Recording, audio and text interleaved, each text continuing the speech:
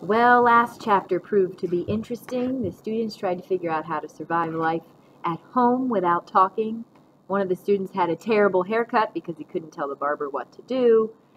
Dave's mom thought there was something wrong with him when he was in the bathroom and didn't answer her.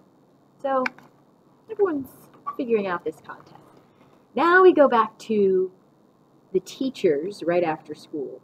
And chapter 15 is called Control Center. So, you've been with our fifth graders all afternoon. You've seen and heard what they're doing. What do you think should be done? Mrs. Hyatt looked from face to face around the conference table. Mrs. Marlowe spoke right up. We should get them all in the auditorium tomorrow morning and lay down the law. Just stop it. It's silly and it's disruptive. I mean, it's interesting and all that, and with these kids it's maybe even an improvement, but it's still not right. It was sort of cute right after lunch today, but then I had the second group and then the third during seventh period, and by then it was just a bother, a real distraction. We've got a lot of material to cover in science, so I say we should squash the whole thing right away. Mrs. Escobar nodded in agreement. It's very annoying in math class, these short answers they use. It's a game to them, and that's all they're paying attention to. I'm trying to work, and if they're playing a game, it's frustrating. Very frustrating. So if this is a vote, I say we stop it first thing tomorrow. Mr. Burton shook his head. But why? It's very inventive what they're doing. And it's mostly positive, too. They're all exercising some self-control, which is a big change for this group. I should think we try to have a sense of humor about it. Just let it run its course. It can't go on for very long, can it? What's the harm? Well, it's not a problem in gym class, said Mrs. Henley. Actually, it makes it easier, me not having to yell and all. I've got no complaints. If they want to be like that, be like they were this afternoon the whole rest of the year, it's perfectly fine by me. It's not fine by me.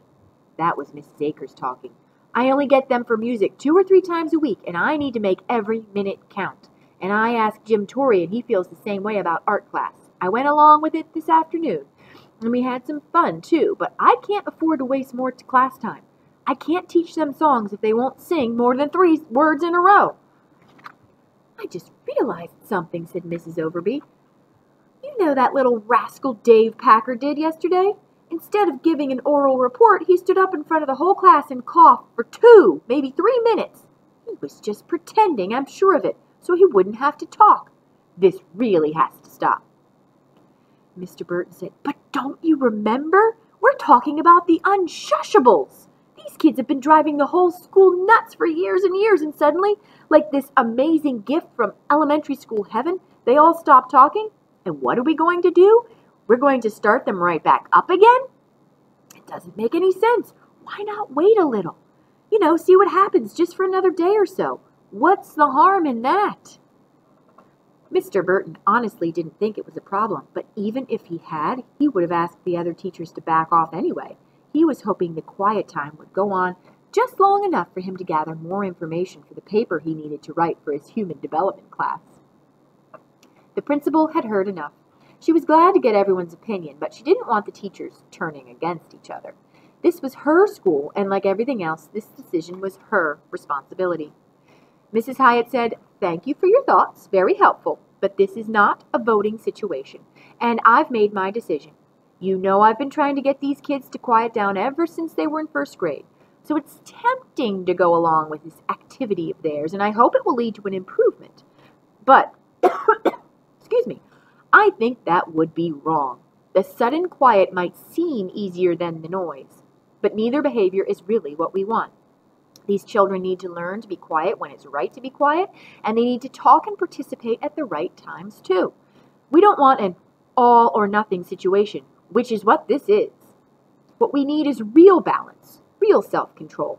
If we let them keep up this game or contest or whatever it is, I think we'll be sending the wrong message. So we need to have an assembly tomorrow. I've noticed that Lindsay Burgess and Dave Packer seem to be the ringleaders, and Actually, Mrs. Marlowe interrupted, I think it's more like Dave and Lindsay are team captains. They're keeping score, counting words, and it's boys against girls. I intercepted a note. The principal raised her eyebrows. A note? You didn't tell me that. Mrs. Marlowe shrugged. It was this afternoon in my classroom. Mrs. Hyatt said, It might have been helpful if you told me that sooner. The principal paused, letting everyone feel how displeased she was. And in that moment, Mr. Burton thought, women always keeping little secrets. But he immediately corrected his thought, because anyone who hangs on to stereotypes about girls and boys shouldn't, especially if he's a teacher. The principal said, anyway, that's good to know, and I think I see a way to approach the problem. So at the start of homeroom, please bring all the students down to the auditorium. It was quiet for a moment. Then Mr. Burton said, what are you going to do if the kids don't respond to your approach? Mrs. Hyatt looked at him, a trace of frost in her eyes. What do you mean? Well, I'm just saying that we've got 5 years of experience with this group. They've never obeyed very well when we've told them to stop being noisy. Why should it be any different when we tell them to stop being quiet? Mrs. Hyatt stared at Mr. Burton a moment, and in her mind a little voice said, leave it to a man to say something negative. But of course she immediately corrected herself, because that kind of thought can get a principal in trouble. On a school faculty, it's never supposed to be girls against boys. In fact, that's called discrimination, which is against the law.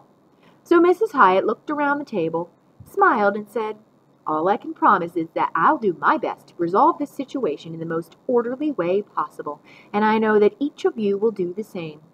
See you all first thing in the morning. As the teachers left the conference room, there wasn't much talking. In fact, there was none. So it will be interesting. Do you think the students will respond to the orders to start talking again? What's your prediction?